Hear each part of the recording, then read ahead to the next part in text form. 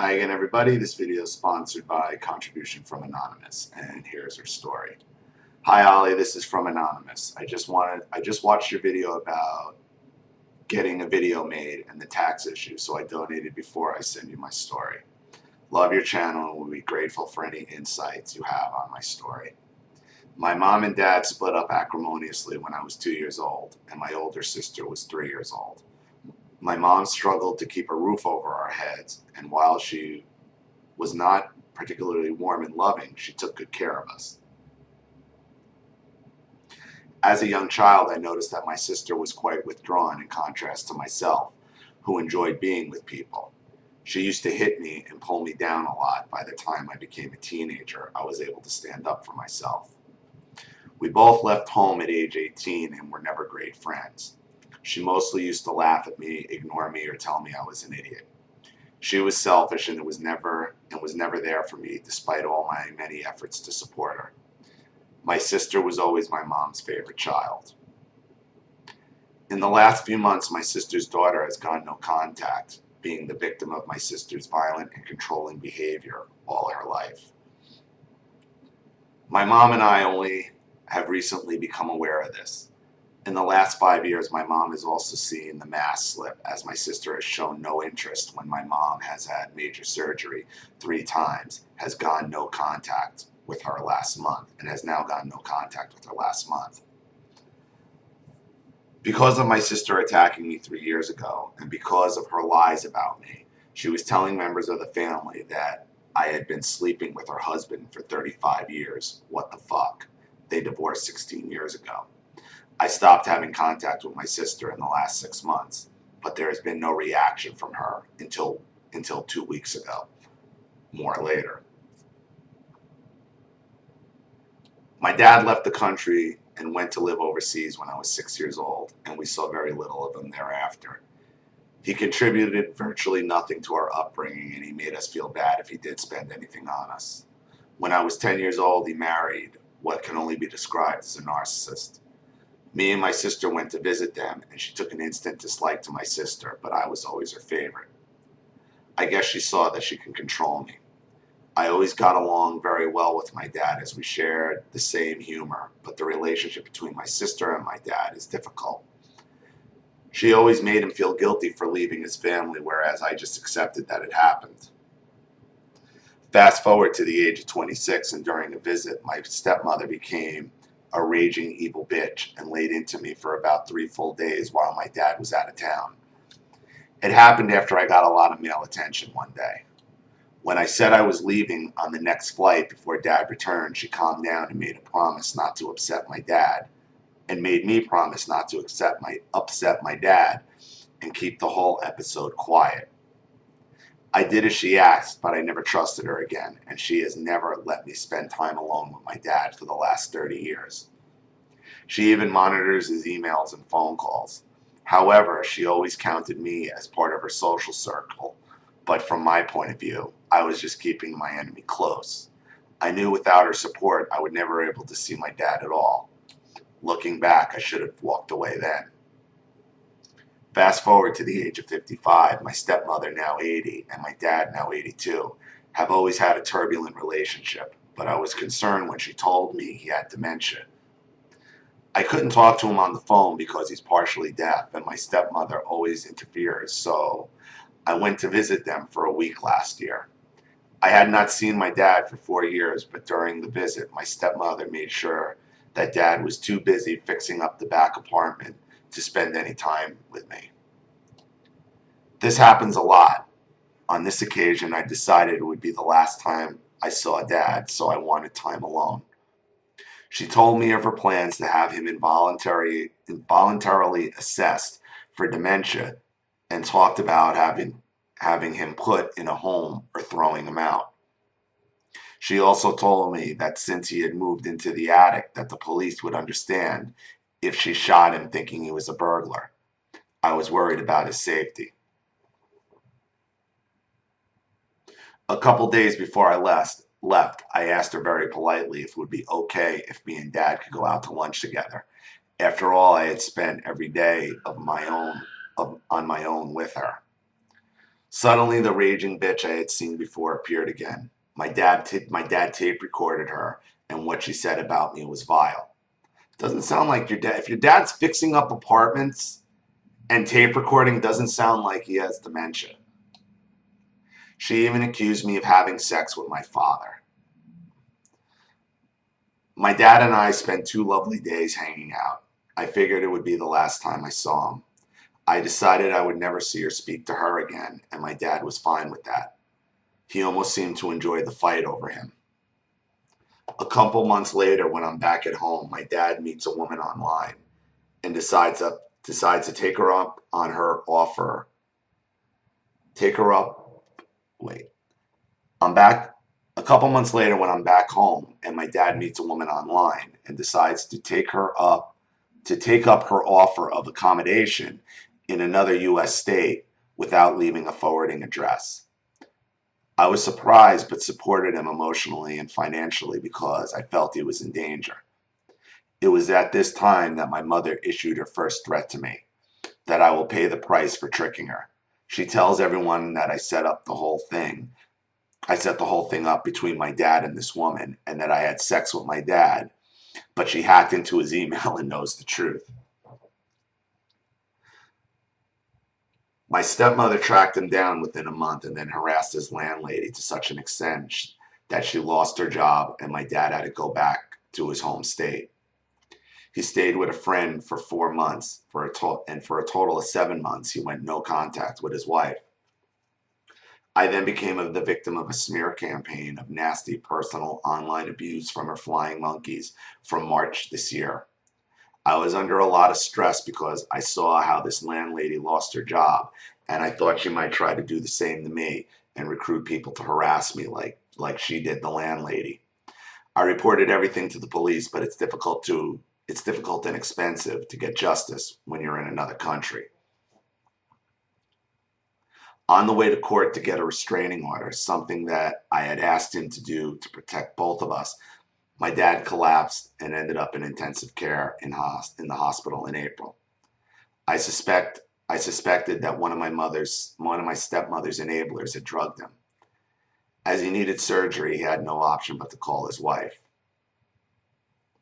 They are now back together, but she will not allow him any contact with the outside world. His best friend sent the police over for a welfare check, but he said that he is happy to be home. I think he has now scapegoated me and is blaming me for brainwashing him to keep the peace at home and go along with their bullshit. Maybe he feels his life is at risk with her and without her. I don't know. My stepmother has now recruited my sister, who went to visit last month for the first time in decades, since she is now the golden child for my stepmother. When she returned, my sister sent an 8-page letter to 8 members of my family, including my mom and dad, full of ridiculous lies about me, such as taking drugs. What the fuck, I don't even drink alcohol, and sleeping around, and having sex with her husband. I guess she thought she could stop my mom and niece from having a relationship with me with her lies. Thankfully, they know I'm not like that and have been very supportive of me and angry with my sister. So my sister's efforts have backfired, and she only has made the situation worse for herself. I also sent the police to her house, and if she contacts me again, she will be in trouble and could be arrested. They take this kind of behavior very seriously in this country. My sister is the bullet, but my stepmother is the trigger. And in this situation, but I feel I have 2 narcissists in my life. Both of them insanely jealous of the good relationships I have with my mom, dad, niece, cousins, and my lovely daughter too. I received an email from my stepmother and dad 2 months ago, also suggesting that they will forgive me for nearly killing my dad and that I would be allowed contact with him under her conditions. My dad also managed to sneak a letter to me last month saying that things will calm down and that he will be able to get in touch, but there was no acknowledgement of the stress that I've been under or the gratitude for my support under such an onslaught. I have decided to have no contact with my dad, as he was copied into the letter my sister sent and has done nothing to help me or put a stop to the situation. It seems that all he cares about is himself, and I'm done with him.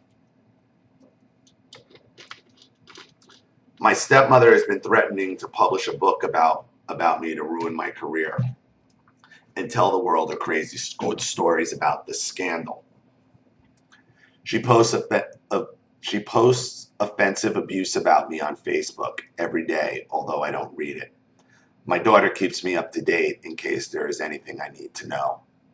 I wanted to ask you a couple questions. Do I have 2 narcissists in my family? Obviously. My hope is that my stepmother will die soon, but are there any precautions I should take, as I think she is capable of anything, even at her age? In your experience, do these evil people eventually leave you alone? If my stepmother does die, I expect my dad will get in touch, but I plan to continue to maintain no contact. I cannot see the value of someone like him in my life. Such a selfish coward, but deep down I am hurt by his behavior. I wonder if he has narcissistic traits too, or whether he is just trying to stay alive. I think he feels guilty about leaving his children and not supporting them, and maybe that's the only reason he stayed in touch at all in my life. Thanks, Ali. I really appreciate your insights into my story.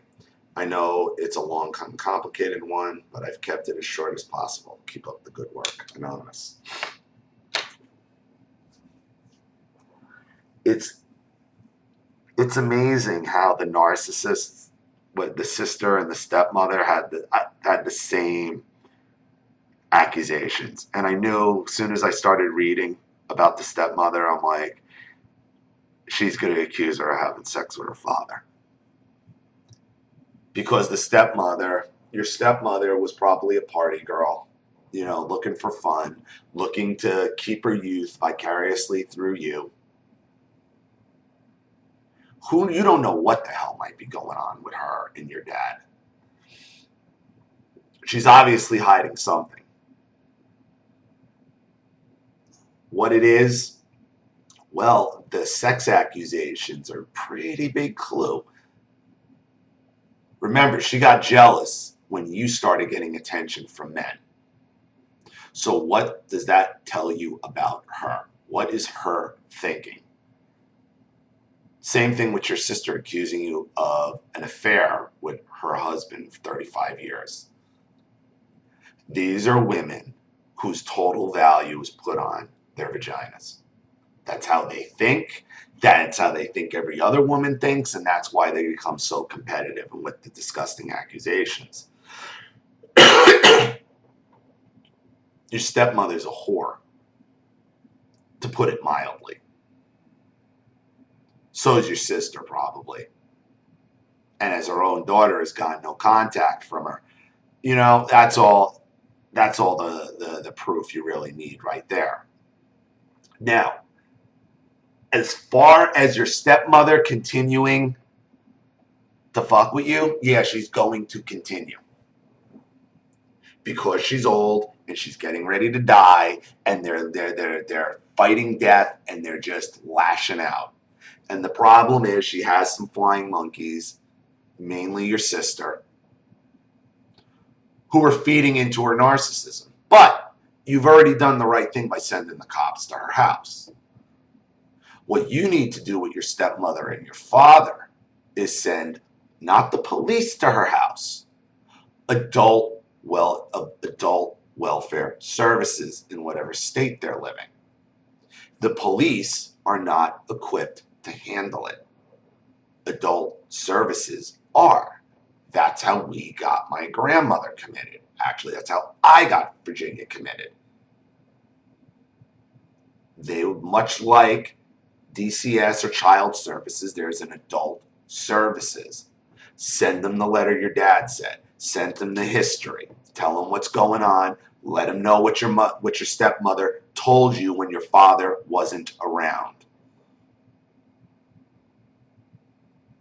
Let him know the crazy. I mean, like, she's making these crazy accusations that I'm having sex with my own father and trying to threaten my livelihood.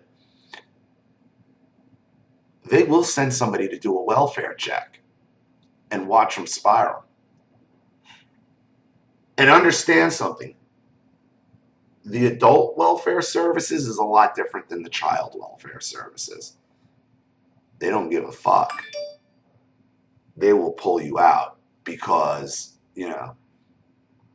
they're adults. They're not really going to be making money. It's different for the children because a lot of times they take these children so they can do medical testing. It's different for the adults. They will take them if they find evidence. And it also puts your mother, your stepmother, on notice that, yeah, I can call authorities too, but I can call the right authorities with the truth. Whereas you're just throwing shit against the wall, recruiting people like my sister, whose own daughter won't have anything to do with her, whose own sister now won't have anything to do with her, whose own mother won't have anything to do with her.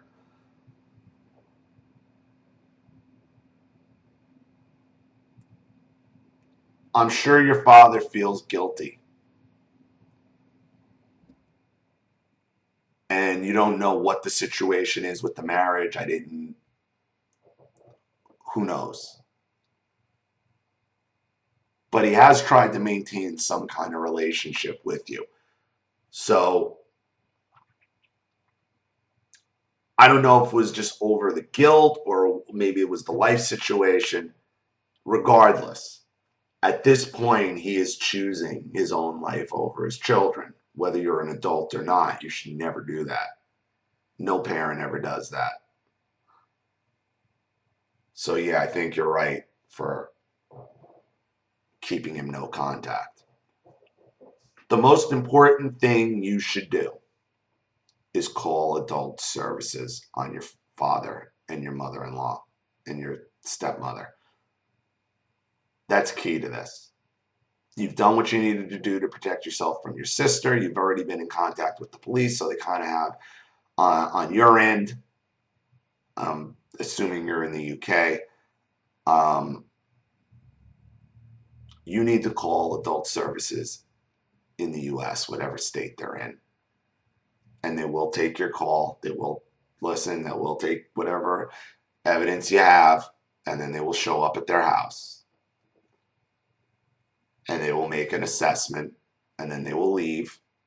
And then you will get a call back saying, yeah, we're taking your mother, your father into our care. They can't, he's in danger, yes, no. And then they go back with the police in an ambulance and take you and take you to the hospital, take you to a facility. Even if they don't take her, it might shake her up enough to back her off a little bit. You need to make sure you save whatever correspondence you have, the letters. I don't know if you have that tape recording your father made, but if you have that, send it to him. If you don't have it, make sure you tell him that one existed at one point, whether he has it or not. And that's what you do going forward. Because this woman's getting ready to die. She still has disgusting sexual thoughts at 80 years old on her brain, much like Virginia did. Much like Virginia did, right to the very end.